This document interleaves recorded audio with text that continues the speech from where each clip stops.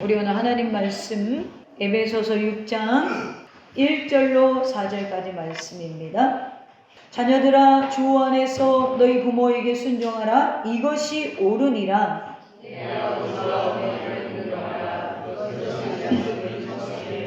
이로써 내가 잘되고 땅에서 장수하리라.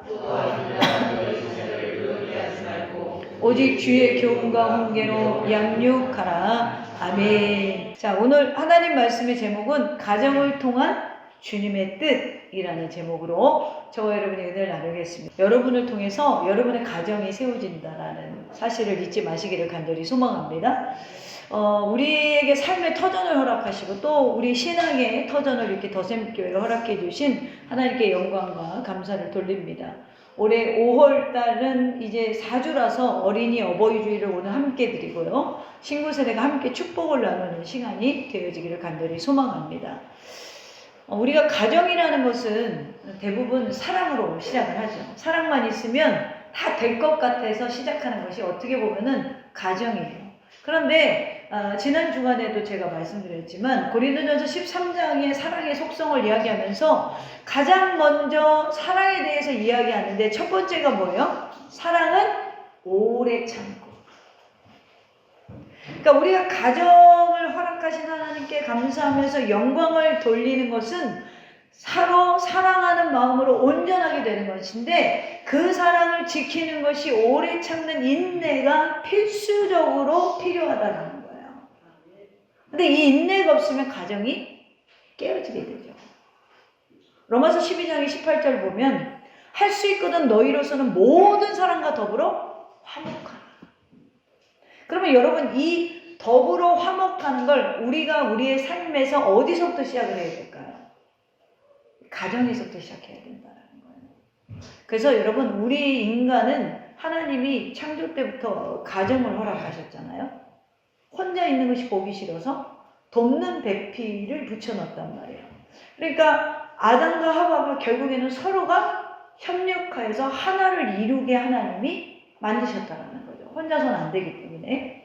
그런데 여러분 우리가 고도로 발전하는 이 사회에 살아가면서 혼자도 해결할 수 있는 우리가 시대에 살아가고 있어요. 그러다 보니까 가정의 중요성을 많이 놓칩니다. 그러나 여러분 인간의 근간의 뿌리는 가정에서부터 시작이 된다는 거예요.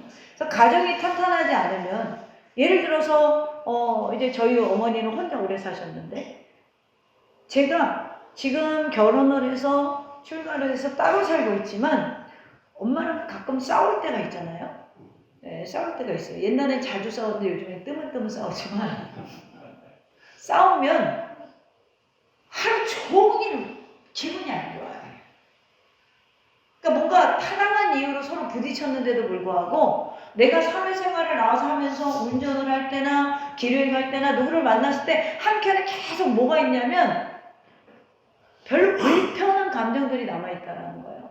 그러니까 남편과 아내가 아니더라도 부모 자녀 간도 마찬가지라는 거죠. 그러니까 우리가 여러분 인생을 살아가면서 가정이 불안하면 우리 가족 구성원이 서로가 온전히 하나 되지 못하면 우리 인생 자체가 흔들리게 돼 있다는 거예요. 근데 우리는 지금 흔들리고 있음을 다른 데서 자꾸 채우려고 해요.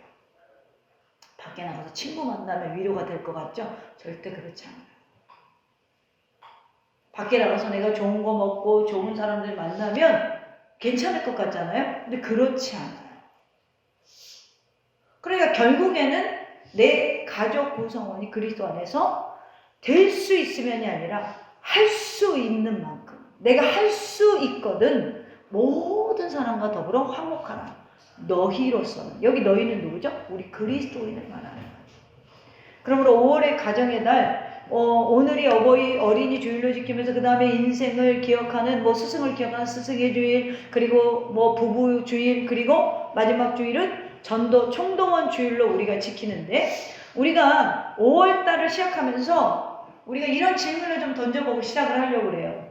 여러분 왜 부모님을 공경해야 돼요? 답은 하나예요. 하나님의 계명이니까. 하나님의 명령이니까 공경해야 돼요. 하나님의 명령은 지키라고 있는 거지 어기라고 있는 게 아니잖아요.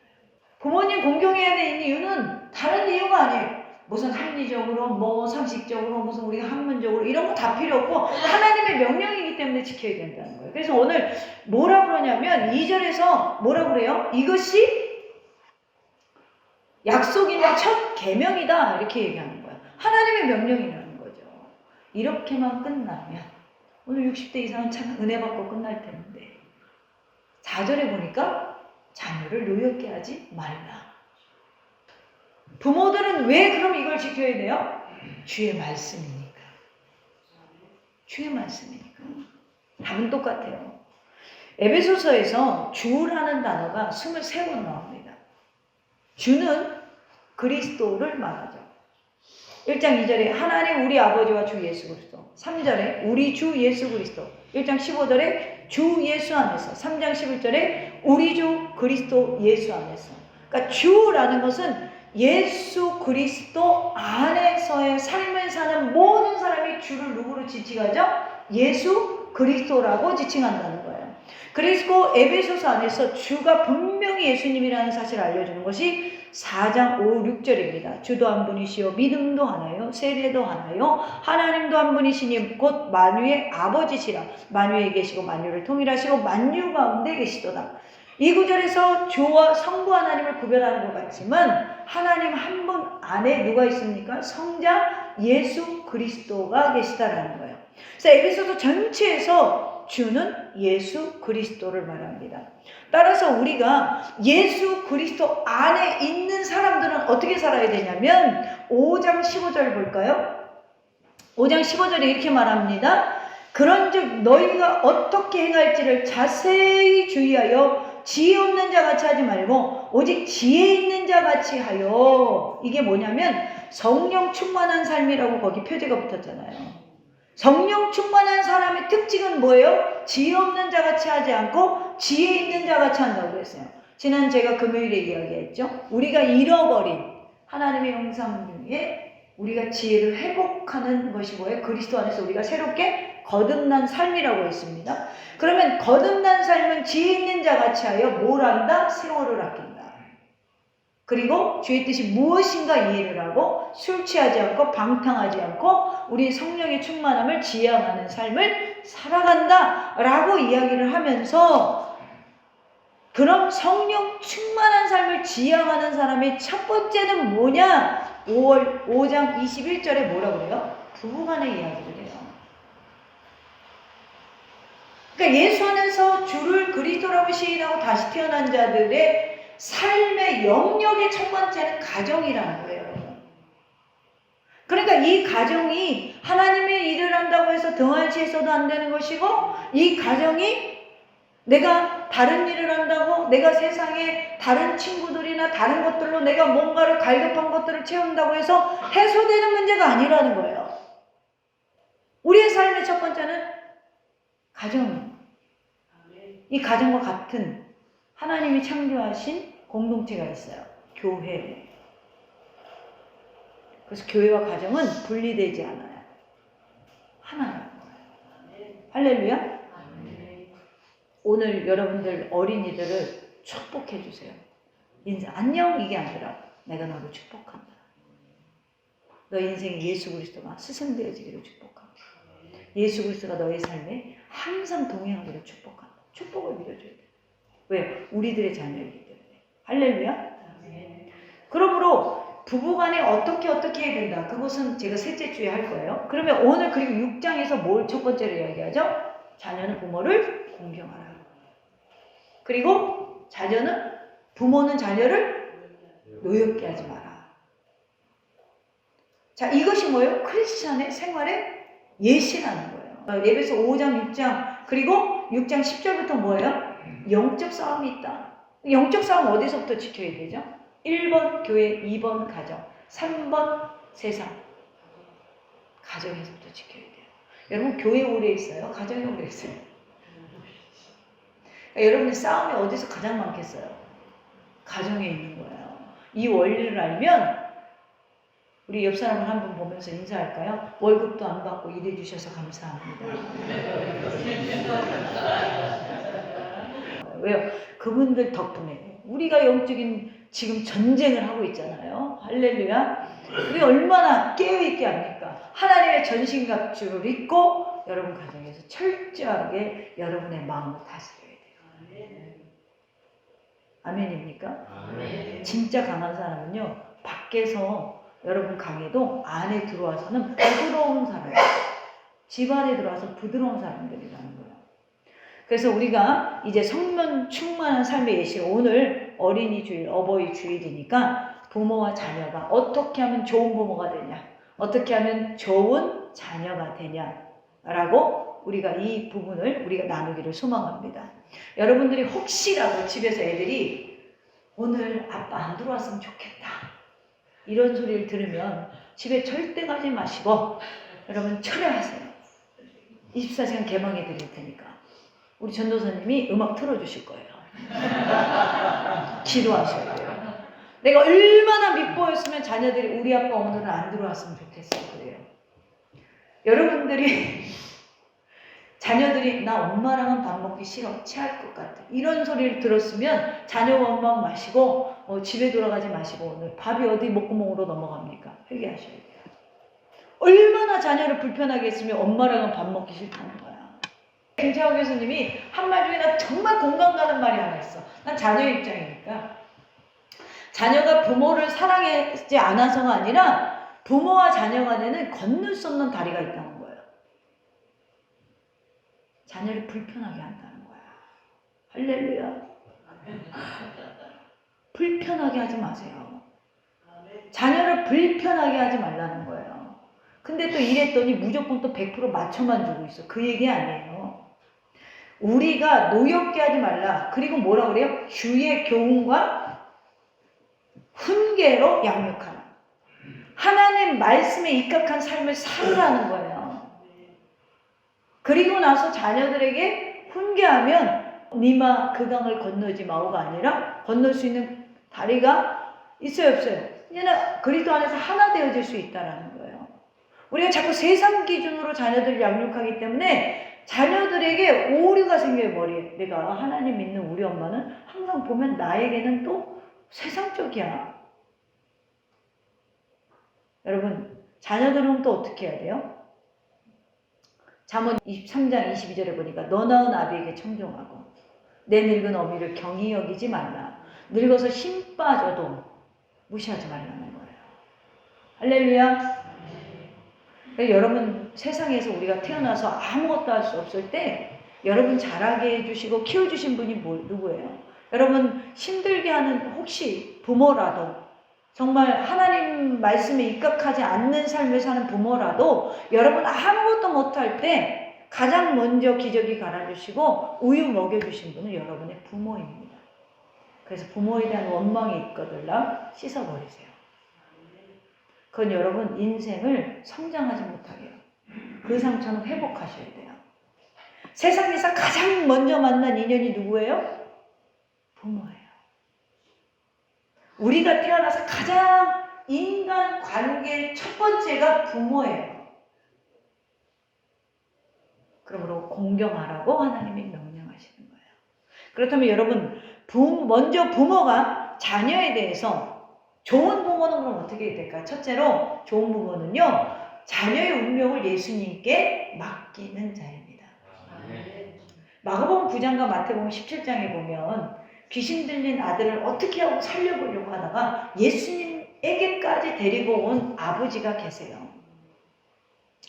그런데 이 찾아왔더니 예수님 그때 어디 계셨어요? 변화산에 계시고 제자들이 어떻게 해보려고 했는데 아이를 못 고치고 있었어요. 이때 예수님이 변화산에서 내려오셨다가 뒤늦게 이 아픈 아이의 사정을 듣게 됩니다. 마태복음 17장 14절 이하에 보면 그들이 무리에게 이르며 한 사람이 예수께 와서 꿇어 엎드려 이르되 주여 내 아들을 불쌍히 여기소서 그가 간질로 심히 고생하여 자주 불에도 넘어지며 물에도 넘어지는지라. 여러분 이스라엘 야드바심에 가면 유대인 학살 기념관이 있다고 합니다. 그 정원에 조각이 있대요. 조각의 이름이 마지막 행진이라는 거예요. 수많은 유대인들이 가스실로 끌려가는 장면을 조각해놨대요. 그 조각 가운데 어머니가 손목을 붙잡은 아이의 조각이 있다는 거예요. 어머니가 가스실로 끌려가면서 병든 아들에게 이렇게 말했답니다. 아들아, 엄마는 이제 가스실로 끌려간다. 마지막이다.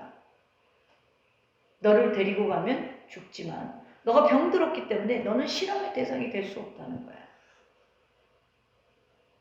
그렇지만 너는 병들어서 돌보지 않으면 넌 곧 죽게 될 것이다. 그러기에 엄마는 너를 하나님께 버린다라고 했다. 엄마는 너를 하나님께 버린다. 그 아이가 자라서 죽지 않고 훌륭한 조각가가 되어서 자기를 주인공으로 조각을 만들었다는 거예요. 여러분, 사람은요, 사람이 바꿀 수 없어요. 사람은요, 사람이 고칠 수 없어요. 부모님들은 자녀들이 어떻게 하면 잘 될까? 어떻게 하면 내가 밀어줄까? 내가 돈 벌어서 내 자녀를 좀 밀어줄까? 여러분, 이런 생각은 당장에 버리시고 자녀를 하나님께 버리세요. 맡기라는 거예요. 성 어거스틴의 어머니는요, 모니카잖아요. 아들이 어거스틴이 마니비에 빠졌잖아요. 그래서 16세인가 17세에 동거를 했어요. 잉태까지 시켰어요. 완전 용서하고 들었어요. 개차가 아니었습니다. 그때 어머니가 매일같이 밤낮 눈물을 흘리면서 기도했다라는 거예요. 훗날 어거스틴이 회심을 하고 참회록을 기록했죠. 여러분, 참회록 꼭 다 읽어보세요. 회개를 우리가 어디까지 해야 되는지. 돈이 없으면 제가 사드릴게요. 오늘날 기독교에서 없어서는 안 될 신학자가 성 어거스틴이잖아요. 이 어거스틴이 어머니의 기도로 회심을 합니다. 위대한 부모는요, 모두 하나님께 자녀를 맡겼지 내가 무엇을 해주려고 하지 않았어요. 여러분, 아브라함 링컨의 유산이 하나도 없었어요. 남겨줄 게 하나도 없었어요. 근데 딱 하나 있어요. 어머니의 성경책. 자녀들을 위해서 내가 돈을 벌고 자녀들을 위해서 무엇을 밀어주고, 여러분, 이런 생각하시기 전에 여러분, 기도로, 그리고 그 아이들을 하나님께 맡기는 자들이, 예수 그리스도에게 그 아이를 데리고 오는 자들이 좋은 부모의 첫 번째 자들이라는 거예요. 오늘 귀신 들린 아이는 마가복음 9장 22절에서 아버지가 이 아들을 예수님께 맡깁니다. 귀신이 그를 죽이려고 불가문에 자주 던졌나이다. 그러나 무엇을 하실 수 있거든 우리를 불쌍히 여기서 도와주세요. 예수님께 아들을 불쌍히 여겨달라고 했어요. 할 수만 있거나 아들을 고쳐달라고 했어요. 아들의 병을 예수님께 맡긴 것입니다. 여러분, 애들이 말을 안 듣죠? 맡기세요. 하나님께 맡기세요. 아들의 생명을 예수님께 맡기고, 아들의 운명을 예수님께 맡기고, 돈이 아무리 여러분 많이 들어도 아이들이 좋은 학교에 갈 수만 있다면 아끼지 않는 게 부모님이잖아요. 그러나 이제부터 우리들의 자녀를 좋은 학원이나 좋은 과외나 좋은 선생님에게 맡기지 말고 예수님께 맡길 수 있어야 돼요. 성경책 한 권이, 그 성경책에서 아브라함 링컨이 뭘 발견하죠? 평등을 발견하죠. 해방을 발견하잖아요. 그래서 어떤 사람이 돼요? 노예 해방운동가가 돼요. 가장 미국 역사상 훌륭한 대통령이 돼요.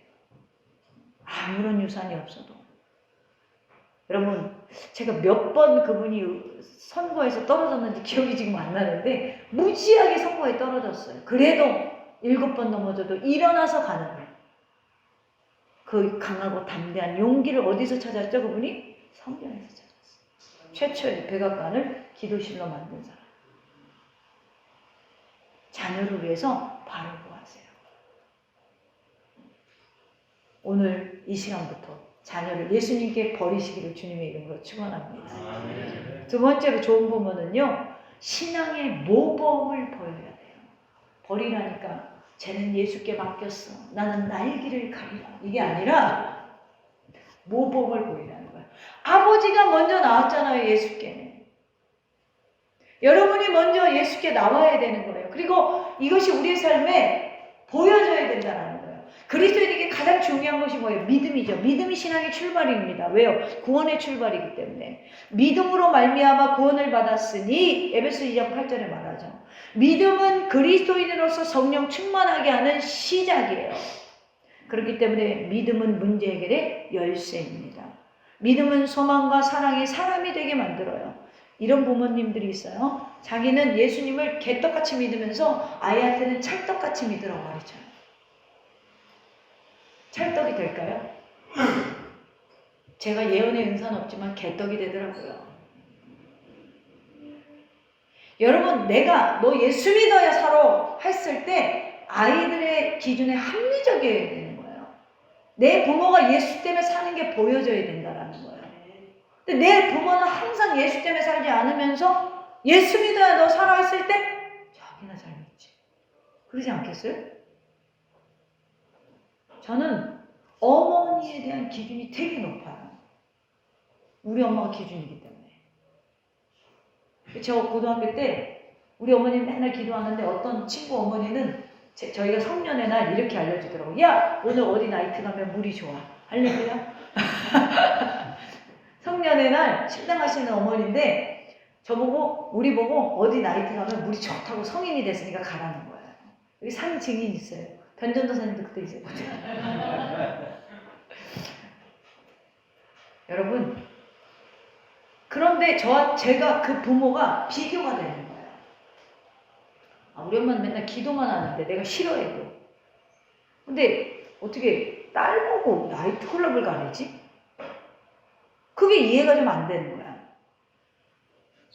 저희 이모들이 저한테 어렸을 때 한 말이 있어요. 야, 너는 크면 네 머리를 길러서 잘라서 머리카락으로 집신을 만들어서 엄마를 신겨야 된대.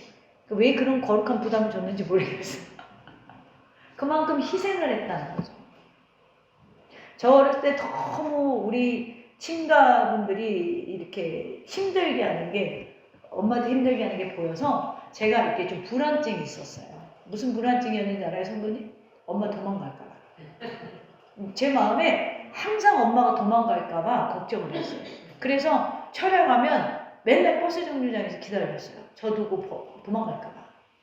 우리 집이 1층이었는데 여기서 보는 거야. 우리 엄마가 오나 안 오나 길목 끝까지 보는 거야.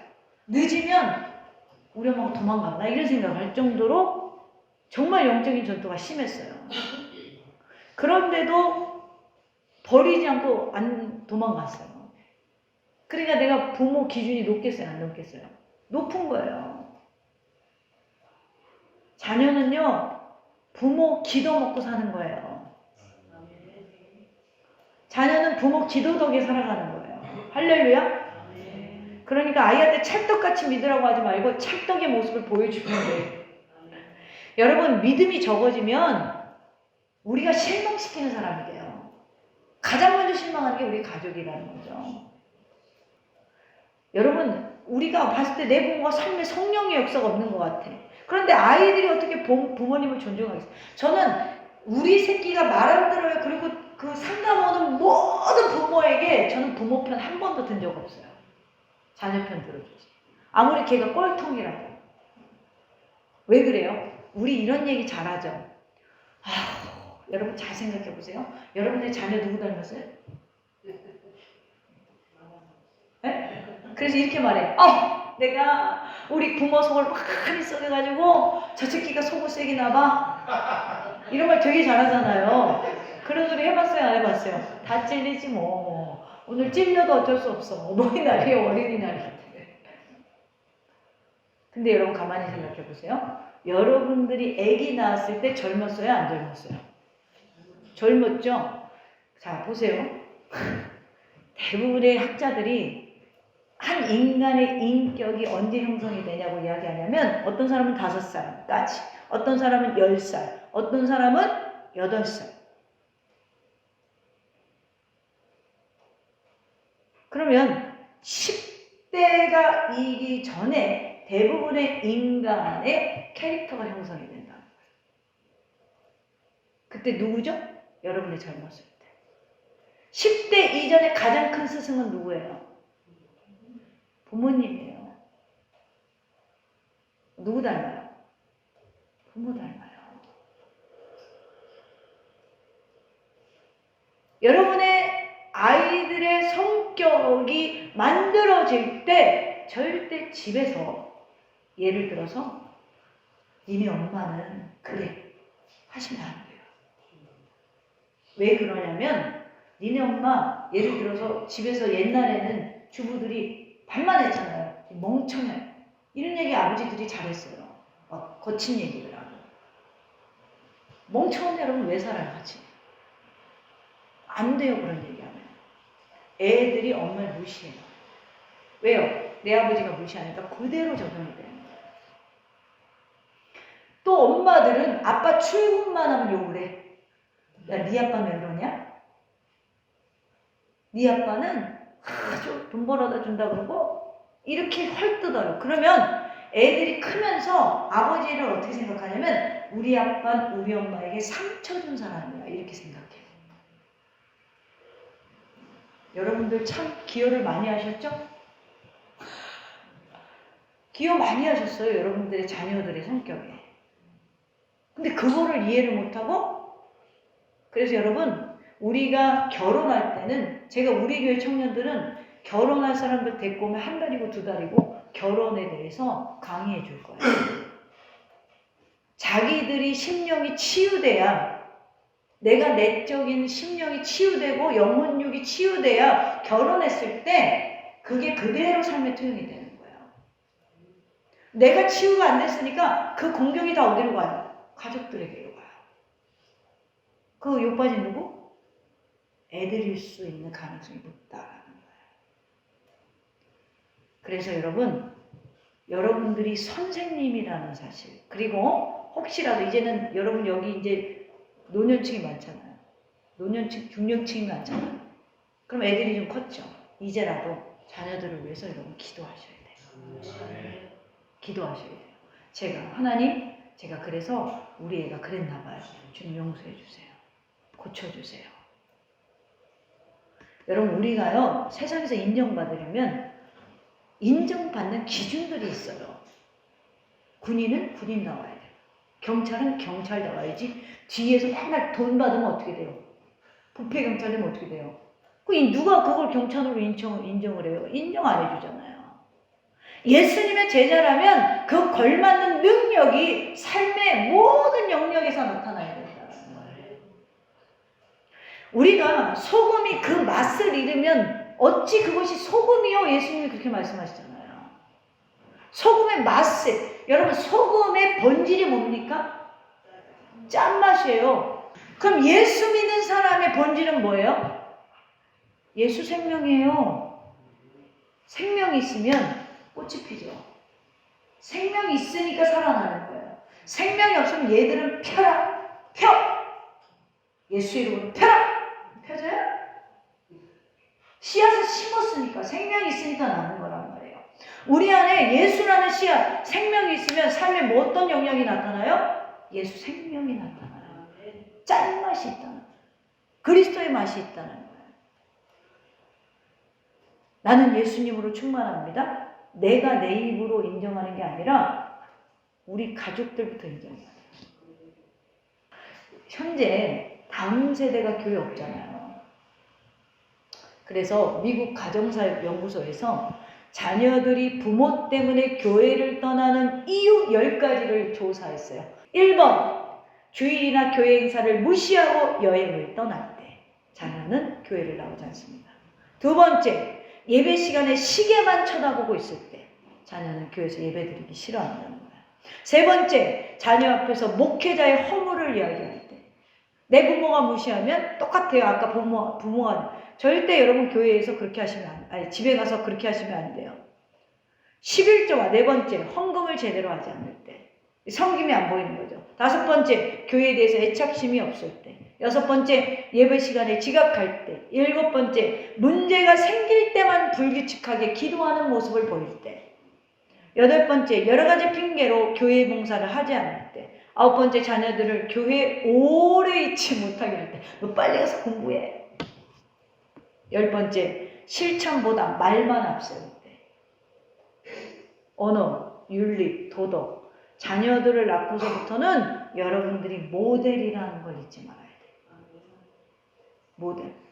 그래서 절대로 좀 전에도 얘기했지만 우리가 아빠는 엄마를, 엄마는 아빠를. 여러분 성령을 받은 부모는요 이제부터라도 생각을 바꿔야 돼요. 예수 그리스도의 생명이 여러분의 삶에 영향을 끼치도록 우리는 어떻게 해야 된다? 오직 주의 교훈과 훈계로 양육할 수 있는 지혜 있는 자들이 되기를 주님의 이름으로 축원합니다. 두 번째로 그러면 여기까지만 하면 젊은이들만 은혜 받고 가니까 좋은 자녀는 그럼 뭐냐? 첫째는 부모 공경은 하나님이 나를 복 주시기 위해서 주신 거예요. 내가 부모를 공경했는데 복은 누가 받냐면 우리가 받는 거예요. 저는 그거를 실제적으로 느껴요. 내가 부모한테 잘하면 내가 잘 돼. 근데 내가 부모한테 잘 못해보니까 안 풀려. 그래서 나는 좋기보다는 하나님 말씀이나 잘 지키려고 그래. 여러분 다시 해야지. 좋은 자녀 첫 번째. 부모 공경은 하나님이 나를 복 주시기 위해서 주신다. 복 주시기 위해서. 자, 1절에 보면요. 오늘 본문에 부모에게 순종하라. 이것이 옳으니라. 옳으니라는 이 원어는 디카이오스라는 단어인데 하나님의 뜻과 법에 일치하고 어울린다라는 뜻이에요. 그러니까 그것이 의를 이룬다는 것인데 부모 공경은 하나님의 의를 이룬다는 거예요. 하나님의 의를 이루는 자는 하나님이 복을 주실까요? 안 주실까요? 주신다는 거예요. 그러니까 마땅히 지키는 것이 하나님의 의를 이루는 것이다. 그럼 어떤 복을 주시죠? 2절에 볼까요? 3절. 내 아버지와 어머니를 공경하라. 이것은 약속 있는 첫 계명이니 이로써 내가 잘되고 땅에서 장수하리라. 아멘입니까? 여러분 이 계명을 어기는 것은 기본도리를 못한다는 거예요. 오늘 이것이 바울이요 신명기 5장을 십계명을 인용한 거거든요. 신명기 5장 16절에 너는 내 하나님 여호와께서 명령한 대로 내 부모를 공경하라. 그리하면 내 하나님 여호와가 내게 준 땅에서 내 생명이 길고 복을 누리리다. 할렐루야.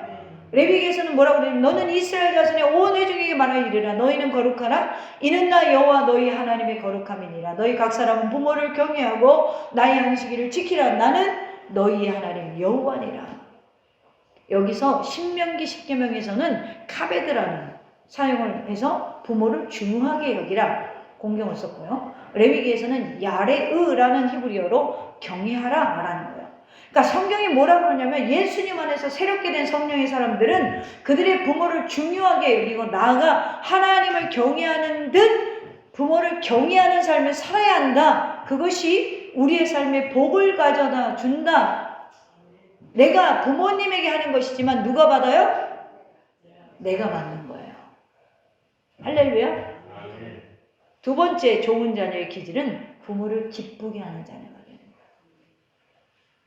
이제 자녀들은 공경을 넘어서 잠언 23장 24절 25절에 보면 의인의 아비는 크게 즐거울 것이요 지혜로운 자식은 낳은 자는 그로 말미암아 즐거울 것이니라. 내 부모를 즐겁게 하며 너를 낳은 어미를 기쁘게 하라.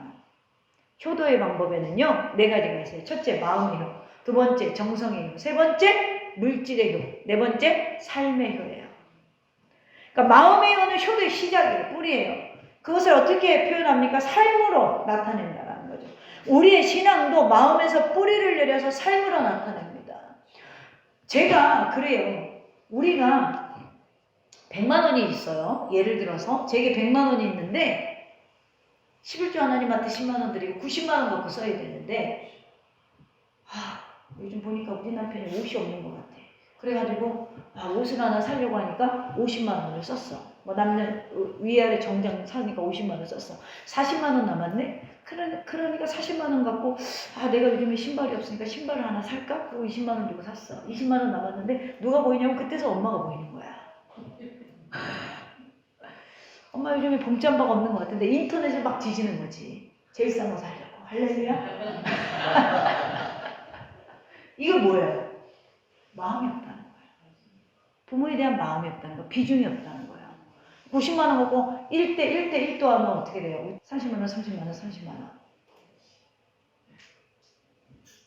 그러니까 우리가요 사실 제가 이거 설교 준비하면서 울었어요. 제가 이제 목사다 보니까 가족을 돌볼 시간이 별로 없는 거예요. 그러니까 부모님에 대한 비중도 그렇지만 남편에 대한 비중도 그렇게 크진 않은 것 같아요. 맨 남 치닥거리 하냐고 시간을 다 보내는 거야, 내가. 근데 여러분, 그래서 제가 늘 마음에 보고 그런 게 있어요. 우리 어머니 돌아가시면 나는 후회를 많이 하겠구나. 자, 왜냐면요, 다른 인간관계는요, 아무리 공을 들여도요, 한 끈만 빗나가면 끊어지는 거예요, 인연이. 근데 우리는 바보다 거기다 목을 매. 저 친구 오늘 만나야지. 저 사람 오늘 만나야지. 근데 부모는요, 끝까지 제 편이에요. 끝까지 제 편은 부모밖에 없어요. 그러니까 우리가 한 끈만 빗나간 끊어진 인연들에게 시간을 뽑아요. 우리 이런 유행가 갔었죠. 님이라는 글자에 점 하나를 찍으면 남이 돼요. 장난 같은 인생사. 사실은 이 남녀 간의 애정도 그렇다는 거예요. 근데 부모는 제정신 박힌 부모라면 그렇지 않아요. 못 끊어내요. 못 끊어낸다는 거예요. 제가 목회하냐고 바빠서 핑계 대는데 여러분 뭘로 핑계 대실 거예요? 이렇게 생각해 보세요. 지금 여러분 곁에 가장 가까운 사람 중에 다 돌아가신 분들도 있지만 시간이라는 평균을 두고 보면 여러분들이 가장 빨리 이별해야 되는 대상은 부모입니다. 친구들이 아니에요. 부모예요. 우리가 가장 빨리 이별할 사람. 자녀 여러분, 부모님은요, 제가 보니까 자녀가 만나만 줘도 기뻐요. 다른 게 아니에요. 만나만 줘도 기뻐하세요. 그러니까 마음에 부모의 비중을 두셔야 돼요. 살아계신 분들. 그리고 삶으로 실천해야 돼요. 부모님을 기쁘게 하는 것은 많은 돈을 드리는 게 아니고 어버이날 택배로 좋은 선물 보내주는 게 아니에요. 그래서 만나세요. 아우 목사님 저는 부모님 다 돌아가셨는데 여기 뭐 중년 이상들 그럴 수 있죠. 누구를 공경할까? 그래서 제가 대안을 가지고 나왔죠. 내가 누구야? 욥기서 12장 12절에 보니까 늙은 자에게는 지혜가 있고 장수하는 자에게는 명철이 있다. 주변에 연세가 많은 지혜와 명철이 있는 분을 섬기세요. 목사 말씀을 가리키는 목사가 될 수도 있고 지혜로운 현인 같은 어르신이 곁에 있을 수도 있고 친척이 될 수도 있습니다.